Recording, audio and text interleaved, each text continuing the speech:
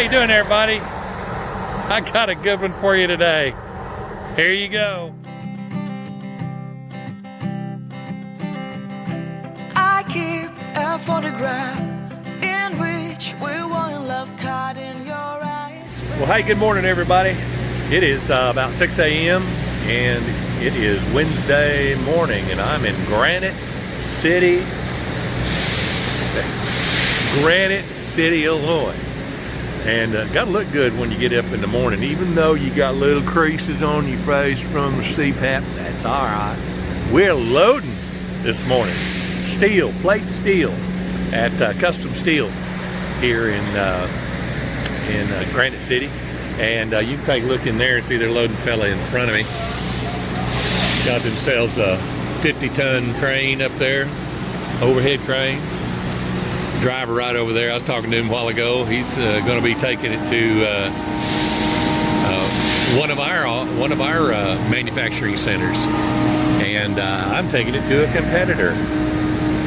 Just the way that the trips came in, so he wound up getting it on the order, and my order came in first. So that's the way it is in trucking.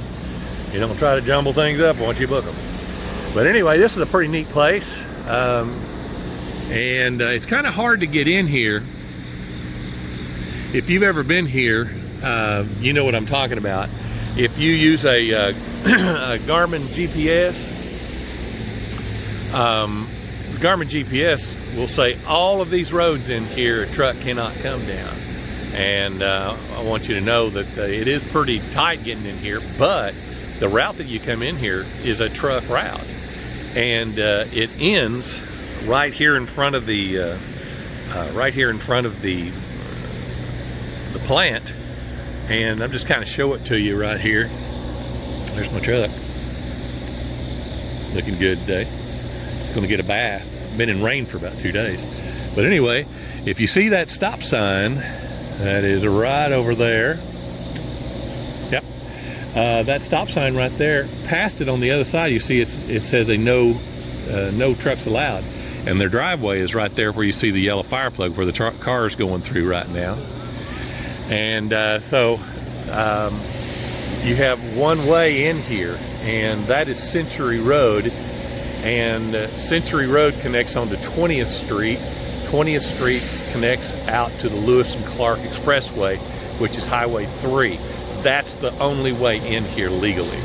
Now, I've got to tell you, friends, I've come down through here and have wound up in the wrong position, and I'm going down roads in here that say no trucks.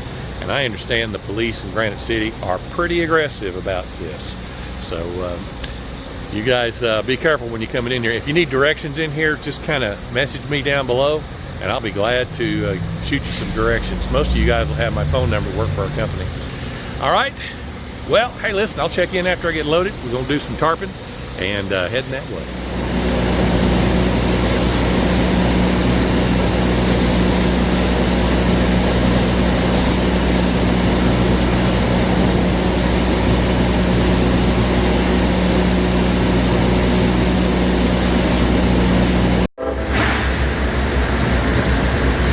There's your train for the day. There you go, Big Papa. Ever Super Trucker Dan.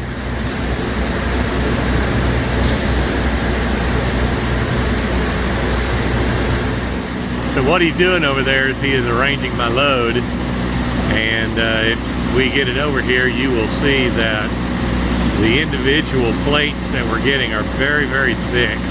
They look to be 1 inch thick. And so we're not going to get very many plates because so much weight to a 1 inch plate. So he's trying to get it into 2 bundles for me. One to go in front of my center point, one to go behind my center point. So he's arranging it right now. He'll be bringing it over here in just a second. I said a while ago that this was a 15-ton overhead crane. It's a 30-ton overhead crane. And I think you can see it right up there. See that? There, it says 30 ton. Okay. But the little little carriage that he puts everything on is a 15-ton rated carriage, and so it winds up being the lowest working load limit, which is 15. He's still working on the load. Be back. Little item I wanted to show you. I can get a good shot of it over here. You can see there's another 30-ton crane working in the middle, and he's working on coils. These are all steel coils here, and these come straight out of the steel plant, and when they roll them up, they are glowing red hot, so that they wind up staying in a coil. And this is how they ship them by rail, by barge, and by truck. And you can see that these are the coils, and then they have machinery out there that straightens them out until they wind up in these plates like this. And the machinery to straighten them out is right back there. We can't go back there, but it takes what they call the memory out of these things. Some of these things have been sitting here for, you know, months and months and months and months like this, and then how do you get them to be straight and flat like those? Well, they have a set of rollers that they go down through, and the set of rollers bend them one way, then the other, then one way, and then the other, until it takes all the memory out of that coil, and then they straighten them out flat like that, and then they laser arc, plasma arc, I should say, the ends of them, make nice square little plates like that. And some of them are, like this one right in front of me here, that's got to be 20-footer. And I'm going to be taking probably 7-8 footers with me. All right, we got our first bundle on here. We're doing 2 bundles. My total weight's going to be 45,000 pounds. You can see these pretty thick bundles.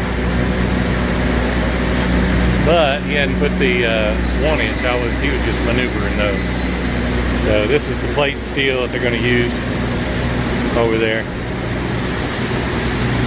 So he's going to come with these last 3 bundles and put them on here.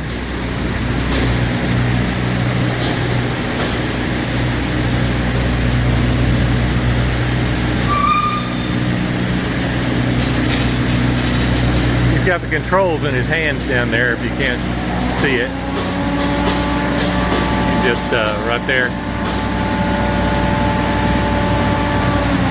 So he's going to place that right in the center. And that'll be the total of my weight.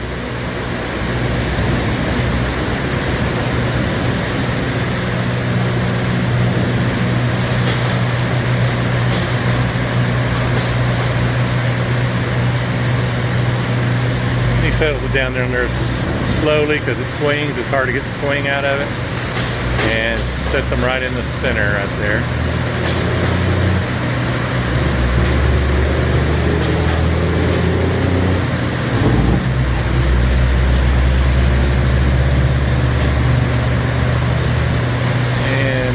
Trailer just sinks down. Got a little movement he wants to make to square it up for me, since I got to tarp it.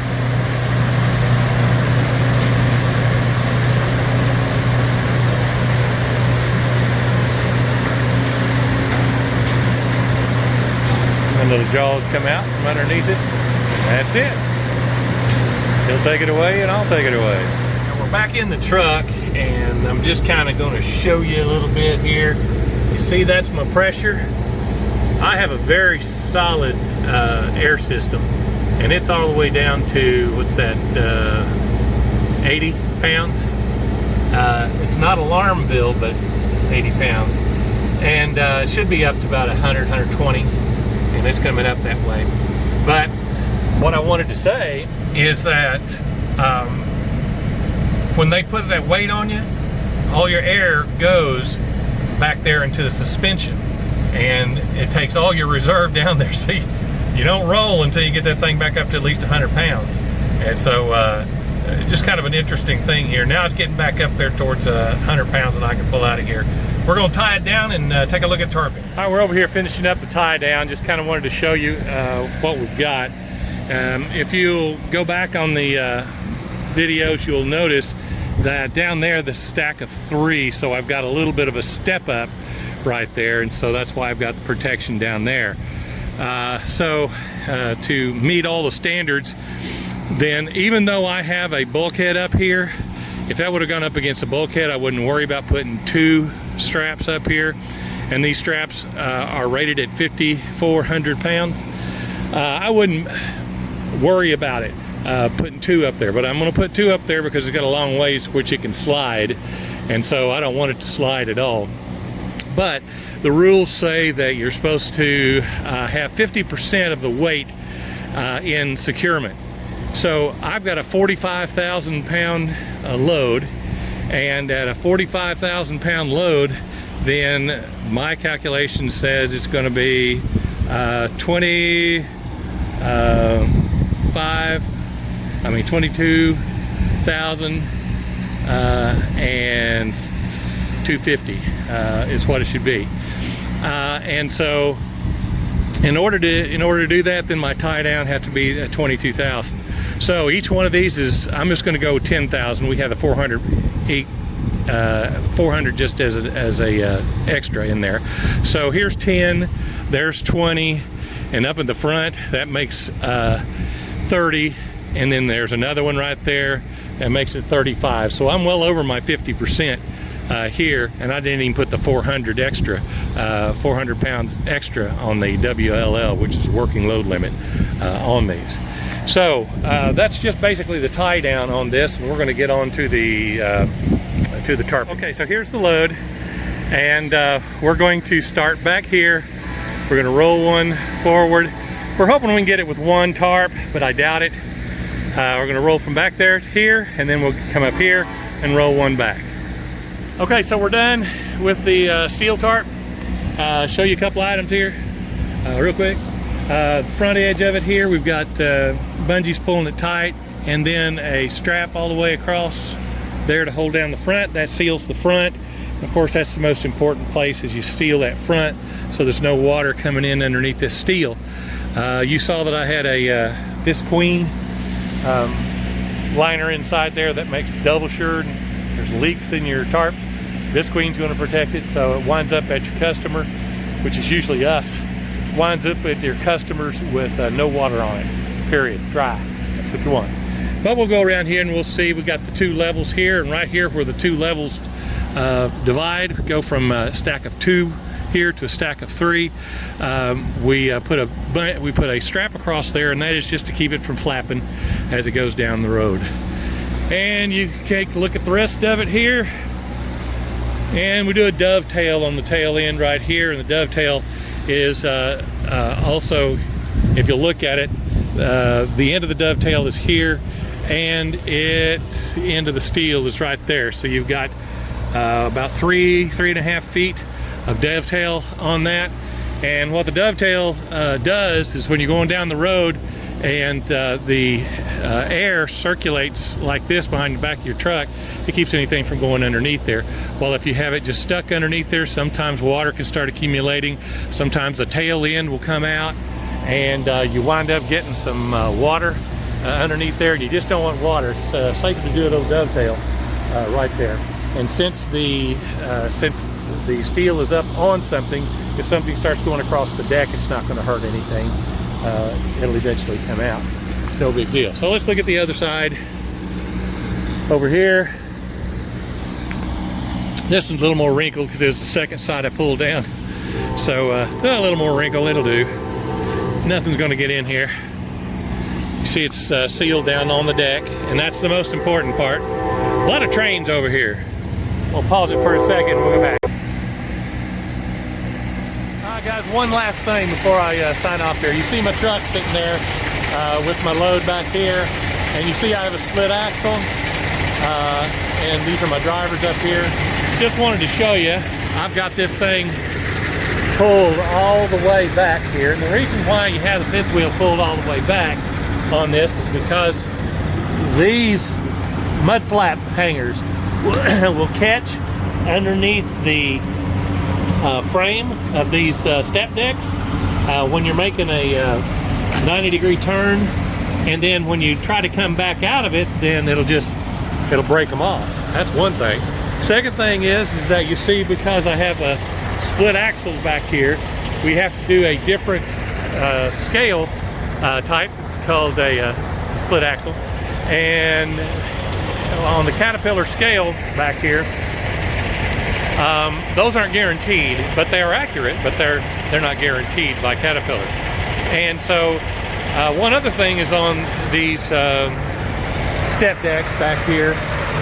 Step decks, these axles back here, there's not an equalizer valve back there, so you can overweight, overburden the front axle on these if you don't watch out. And I'm just saying that for guys part of my company. More than anything is because sometimes they'll come out here and think these have equalizer valves on them, just like the flatbeds that we have, but they don't. And so you need to watch out for that. Let me show you what it wound up being. They said it was 45,000 pound load. Let's take a look. All right, here's the cat scale I just ran, and you'll take a look over here, and you can see that my steer axle's at 11.3, and my drive axle's at 30.680. My first axle is 18.360, and the back one is at 16.460. So you see that front one is what, almost 2,000, yeah, almost 2,000 pounds heavier than the back axle, and that's what I'm talking about. They don't have an equalizer on them, so you have to watch out for them. Well, what we have here is a failure to inflate. I'm out here on I-35. This is just east of Emporia, Kansas. And this is what happens once in a while when you come out here, hot day, and you run down the turnpike. Congratulations. Pretty, ain't it? Well, I've been working for this company for a year and a half, and I have not had a flat tire yet. I mean, they stay with top-notch tires on these things. It's the first tread I've thrown. But it's a beautiful day in Kansas. Having a little bit of something to eat. We'll lay down, take it easy till the tire man gets here. Tire man gets here, he goes swap it out. We're back on the road. Truck driving.